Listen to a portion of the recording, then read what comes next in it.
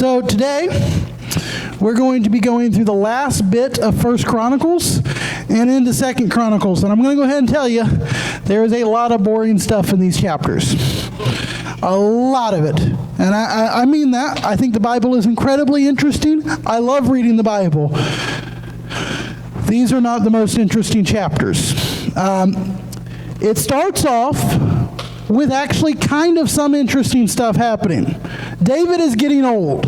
King David, the great king of Israel, the best king Israel will ever have or has ever had. He's about to die. He's getting old, and typically speaking, when a king dies, who becomes the next king? Their son, right? What do you do if you have, I don't know, 90 some odd sons? Typically speaking, who becomes king in that situation? Jackson, who becomes king? Usually it's the oldest one. Typically speaking, the oldest son becomes king. The oldest son of King David was a man named Amnon, who I had the pleasure of teaching you all about before. He's dead. His next oldest son is a man named Absalom, who I think Luke had the pleasure of teaching you about his rebellion. He's dead. In fact, the three oldest sons of King David are all dead. All three of them have died fairly brutally. David hears from God to pick a son that is not even the fourth oldest. He picks a son that is the child of both him and his wife Bathsheba. And you might remember the story of David and Bathsheba. It's not a good story. David has an affair with a married woman. He kills her husband, and he takes her to be his wife. That woman is Bathsheba. He then has a child with her, and they name that child Solomon. Solomon is going to become the next king of Israel because God picked him.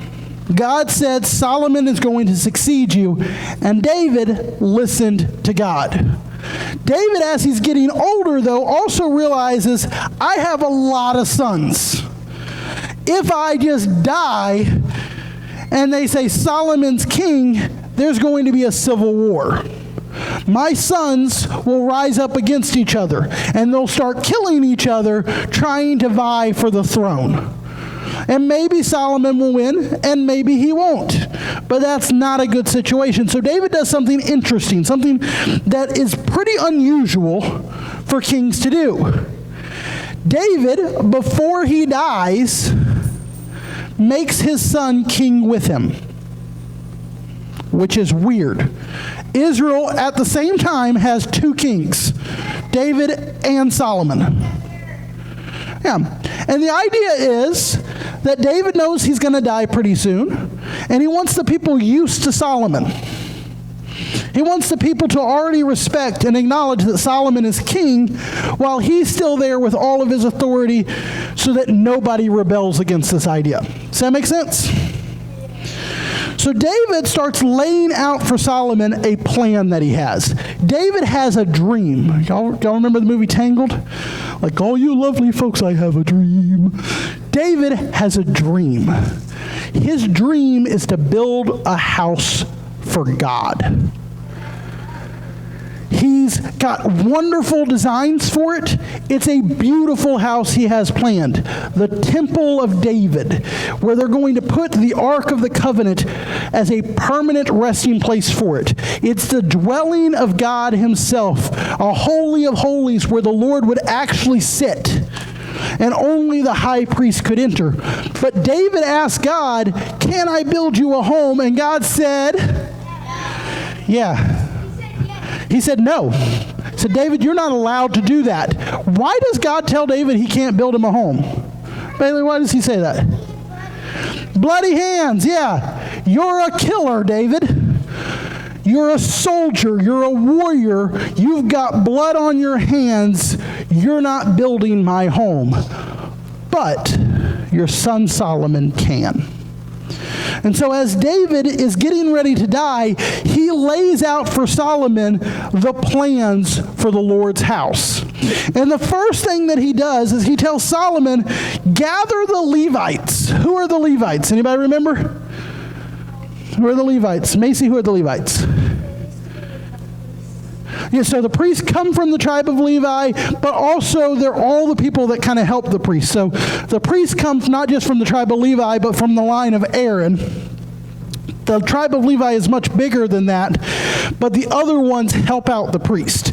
So these are your holy men of Israel. These are the guys who basically, by being born into the house that they were born into, will work full-time for the church. Yay. And he divides up the tribe of Levi into several different groups. Men who are going to work in the church, men who are going to be musicians for the church, men who are going to guard the gates for the church, men who are going to count the money for the church, men who are going to actually be soldiers for the church. And he splits them up into these different groups. And Solomon is right there with them, helping David to split these men up into these different sections. And there is, I kid you not, 5 chapters about this.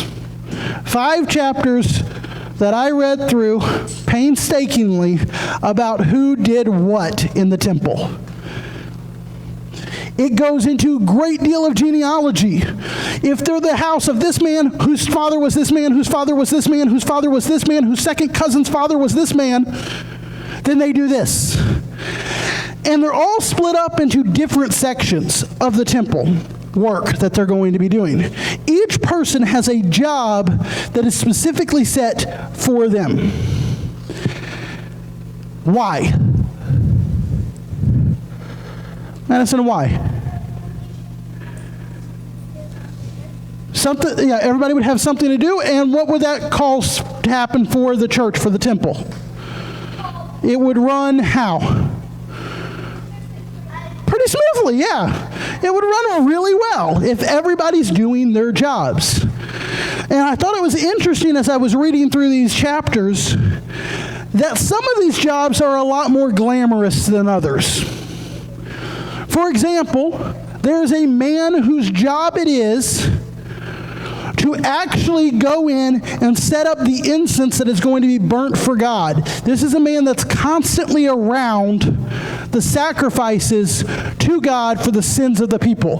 This is basically as close as you can. He's not a priest, but as close as you can get to being a priest without actually being from Aaron's tribe. This man gets to see the high priest do his high priestly duties. He gets to witness the priest make the sacrifice. He gets to see the people pouring out their hearts and their souls before the Lord, crying out in repentance. And then there's a guy that stands at the gate, just waiting. Those are not equal jobs. Anybody want gate job? Like, all you do is stand there all day and hope something exciting happens. It's like watching NASCAR. It's no good unless somebody crashes. Like, what's the point? It's just a job. He's just standing there.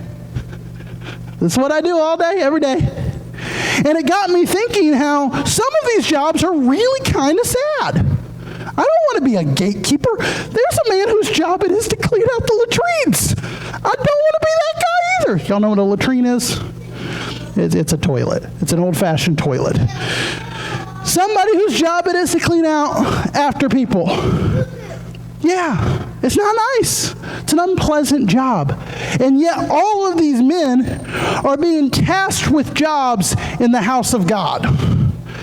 And all of these men are excited about it.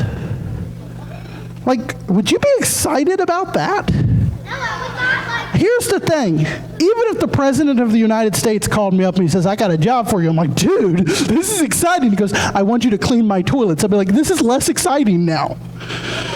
This is not a good job. I don't want that job. Thank you, Mr. Biden. Move along.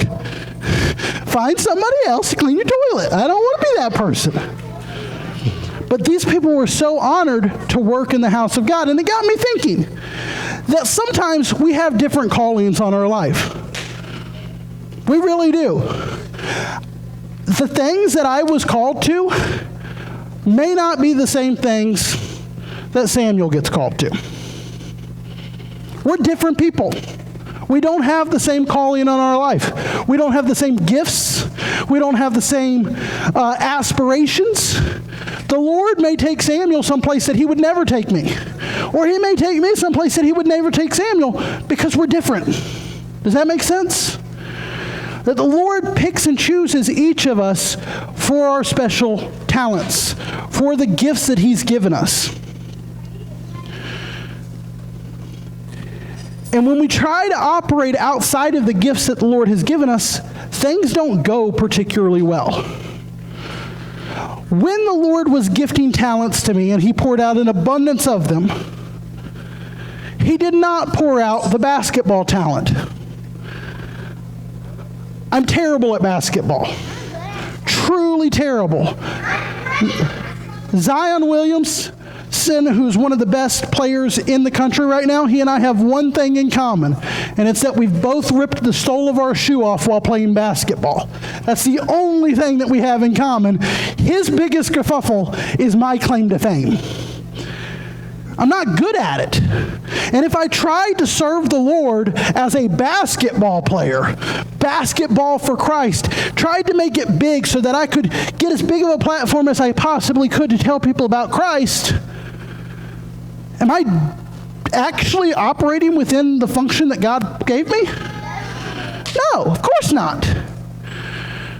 Do y'all know who Steph Curry is? Did y'all know that Steph Curry is a Christian who often uses his platform as one of the best basketball players in the world to tell people about Jesus?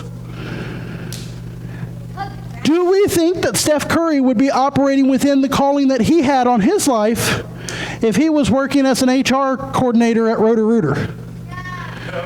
No, obviously not. Now, Steph Curry and I have different things, and he's making a lot more money than me, and I'm very happy for him.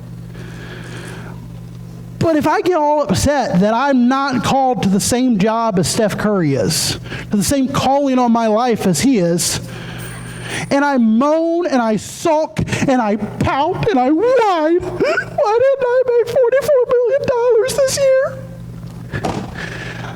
It's wrong, guys. I'm not operating within the means that God gave me.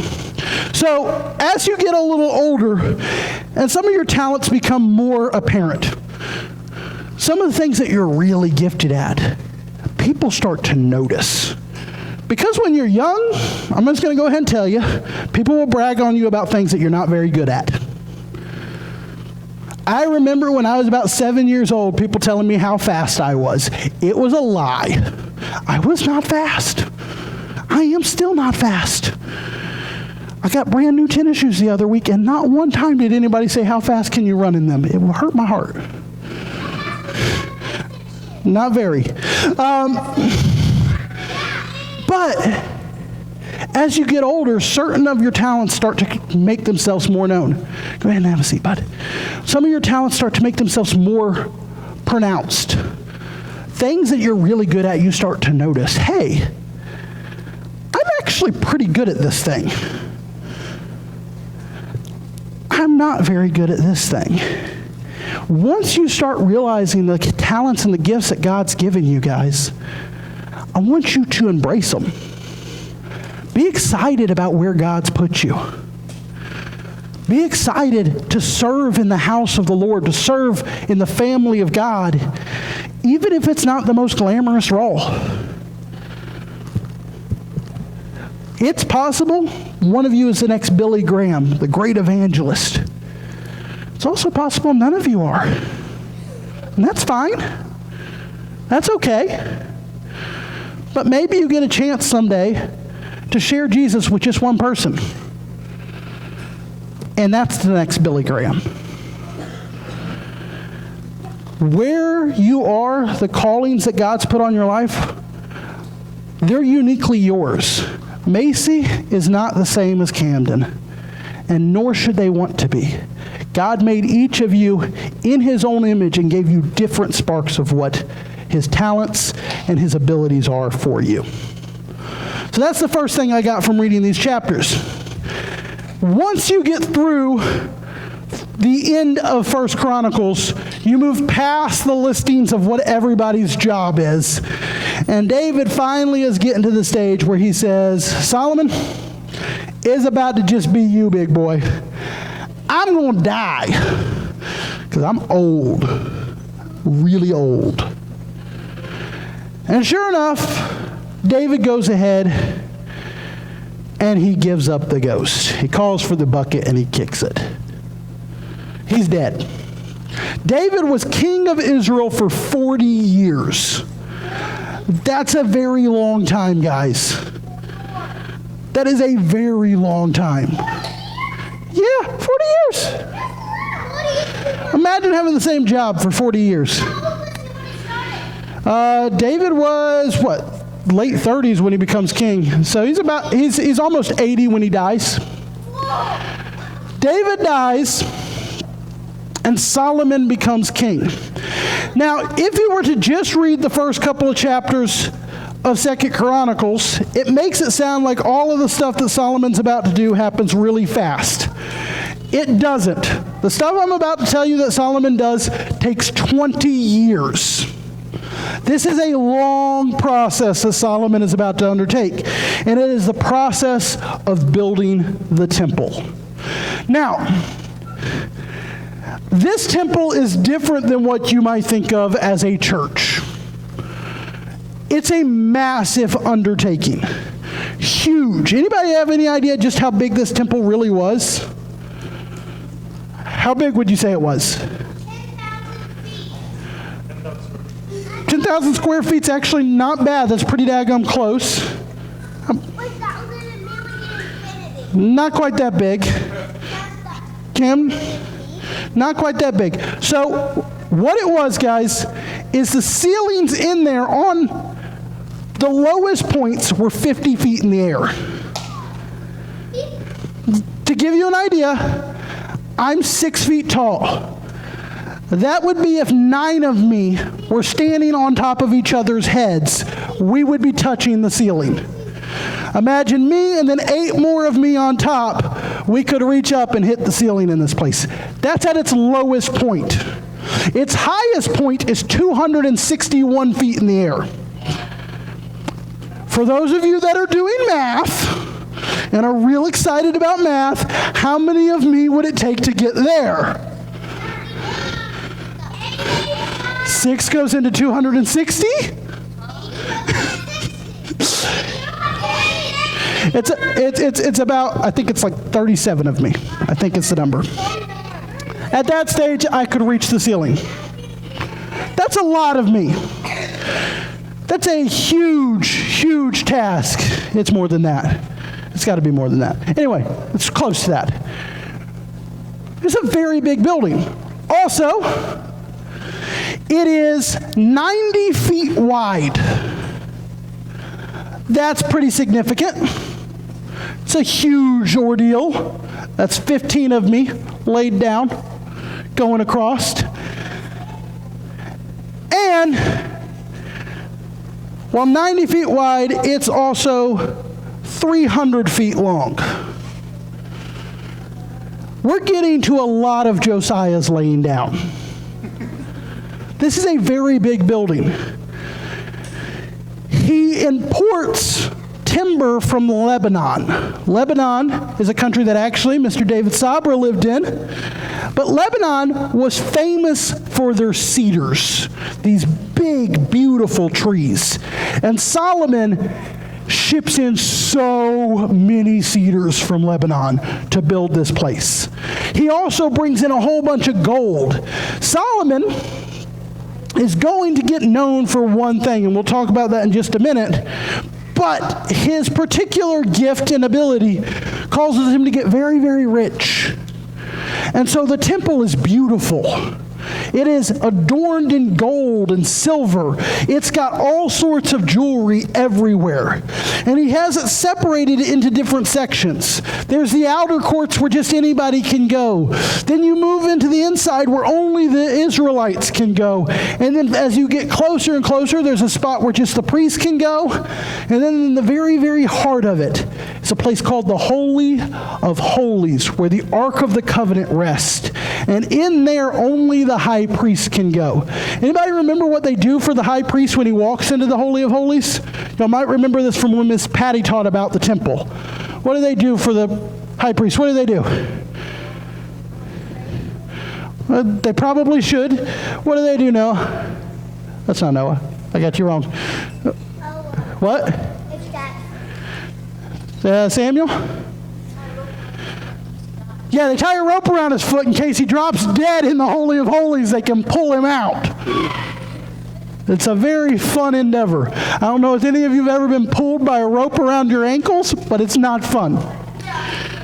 They build this huge, huge temple for God. And it's pretty cool. In fact, it's so big and so gorgeous that there are actually lists that try to put it down as one of the 7 wonders of the ancient world.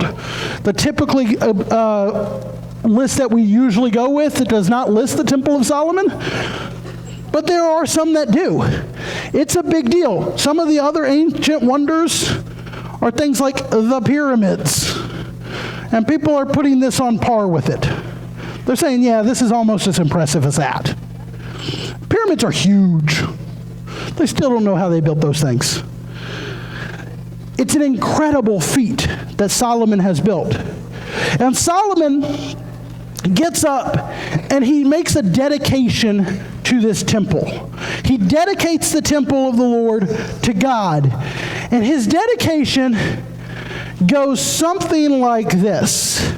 It says, "O great God, honor your servant David, and keep your promise to David that one of his descendants will always be on the throne. And enjoy this wonderful house that I built." Boom. Solomon dedicates this house to God and spends about 2/3 of his dedication speech talking about himself. He's a little full of himself. But Solomon is going to do something incredibly smart in this early portion of 2 Chronicles. When Solomon starts building the temple, God comes to Solomon and he says, "What do you want? Ask me anything." All right, I just want you to imagine for a second, you can ask God for anything and you know he's going to give it to you. You know, if you ask, it's yours. What are we asking for? Peace. Okay, that's not a bad one. Protection, Macy. Eternal life. People back. Pizza. You can get that one a lot easier when you don't have a once in a lifetime opportunity. Say what? Yes, light.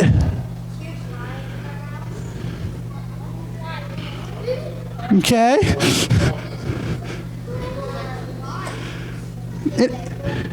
Yeah. Anybody asking for money? Anybody asking for fame? For fortune? For good luck?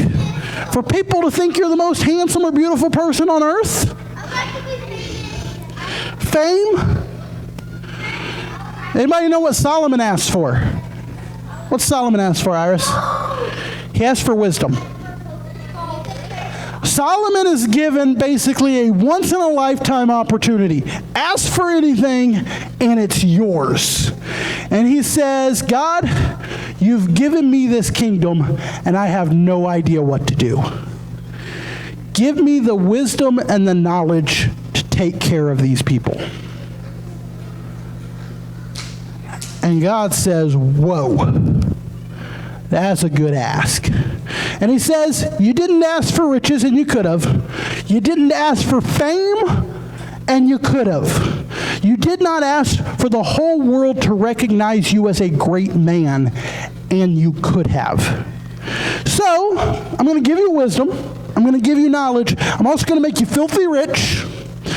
Everybody's going to know your name, and they're all going to think you're a wonderful king. All those things that you could have asked for, I'm giving you them too. Yeah. Nope, God just gave it to him. And so Solomon becomes the king of Israel during the golden age of Israel. This is the richest Israel's ever going to be. People start pouring into Israel to hear Solomon talk to them wisely. Solomon settles disputes for other kings and queens. He becomes incredibly wealthy. And we're going to talk about Solomon's one real weakness. Anybody know what Solomon's one real weakness was? Because he's rich, he's wise, he's famous. What's his weakness? What's his weakness, Ryan?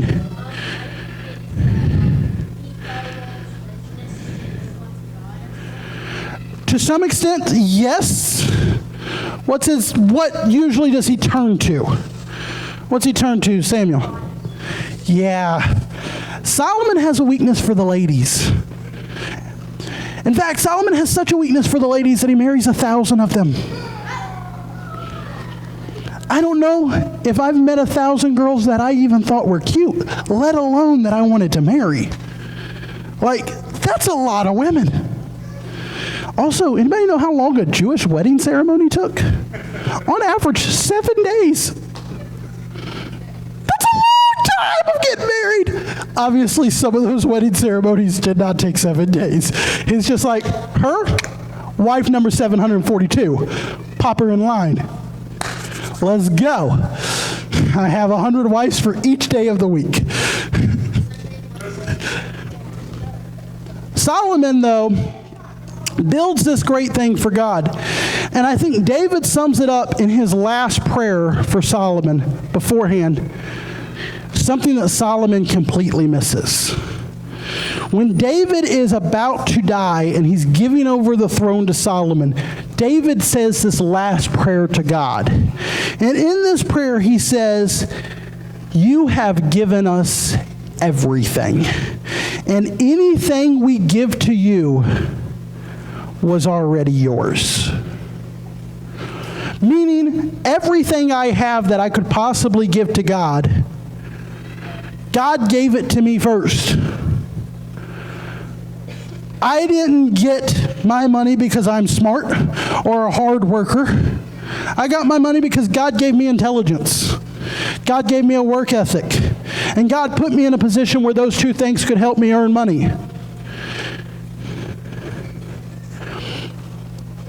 Solomon kind of misses this, guys. Solomon asks for wisdom and knowledge, and then he forgets where it comes from. Solomon kind of forgets that the good things in his life are gifts. They're gifts from God. And Pastor Bob talked a little bit about what's coming forward. And a lot of what's about to happen to the kingdom of Israel, the splitting into the two different kingdoms, the two separate kings, the hauling off into captivity, comes down to Solomon. The man who is going to usher in the most prosperous time Israel has ever had. But the man who's going to forget God. The man who built the temple. He built the temple, guys. This is a monumental thing that is going to stand for over 500 years as the symbol of where God is. Imagine building something that stays for 500 years as where everybody points to. If you want to see God, that's where you go. And being frippin' Solomon, this man just forgets God. So the second thing that I want you to kind of take into account while looking at these chapters here is don't be a Solomon. Remember the gifts and the things that you have come from God. It's easy at times to get a little hot-headed. Anybody ever done something really, really good? You just know you're gifted at something. Anybody just know you're gifted at something? By show of hands. Camden, what are you really good at? Something that you're just really good at. I'm really good at singing stuff on my head. Okay. Singing stuff in your head. It would be easy for Camden to get a little full of herself and think, I'm just a fantastic singer. It's me. And a lot of singers do get full of themselves. Some of them are really, really good. And they kind of take it to their own head. What are you really good at, Sophie? You're really good at what? Drawing? It could be very easy for Sophie to get it in her head. I'm the best artist ever. Look at me. Do y'all know who Picasso was? Picasso was a fantastic artist, one of the world's most famous artists, and he had this quote about himself. He said, I knew that if I had gone into the military, I would be a general. If I had gone into politics, I would be a president. And I went into painting, so I'm Picasso. Basically, I'm the greatest there ever was. Look at me. Where did Picasso's talents come from, guys? God. God gave Picasso that eye, and he was very talented, but it wasn't him. I'll go with two more. What's your talent in the back? Something you're good at. At what? Voice acting. Well, that's a good talent. That's a nice one to have. And it's easy to get caught up in that. There are some really, really good voice actors out there who tend to think very, very highly of themselves. And I'm not saying not to be excited or to use your gifts. But guys, understand, where do these gifts come from? Who gave him all of those voices? Yeah, it's not him. It's a talent he has, but it comes from the Lord. One last person. You've had your hand up for a long time, so I'm going to pick you. What's something you're really good at? Science? Ooh, that's a good one. You could get so excited and think, I'm this brilliant scientist. And there have been some really brilliant scientists, guys. Really brilliant. You think of people like Einstein, who was just gifted beyond belief. And it's so easy for people who are really good at something to think that it's them. A lot of the people that I've mentioned, the good singers, the good voice actors, your people that are incredibly gifted at different things, tend to forget that those gifts come from God. Jesus said it was easier for a camel to pass through the eye of a needle than for a rich man to enter heaven. Because rich people often think they've got it themselves. I'm taking care of this. It's because of my gifts and my abilities that I'm this way. I don't need to be dependent on God. Guys, I pray for y'all that you're going to shine and become incredible people, that talents really pump through. I want to see a scientist who loves Jesus. I want to see a singer who belts gospel. I want to see people who are just on fire for the Lord and using the gifts and the talents that He's given them for Him.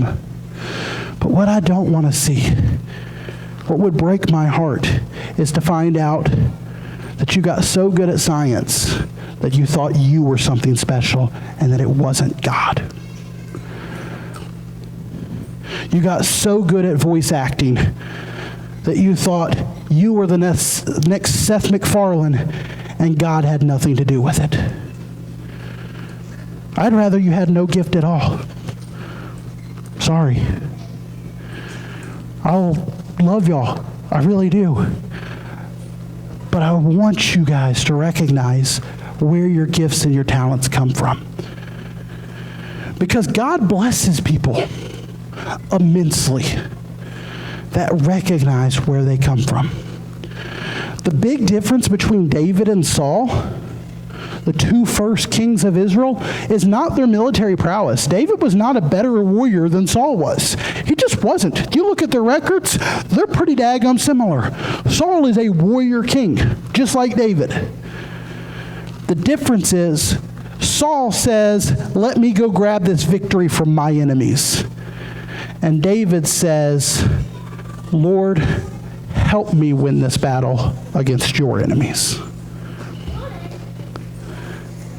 So, my encouragement for you, my challenge for you today, is that you use the gifts and talents that God has given you for the kingdom of God.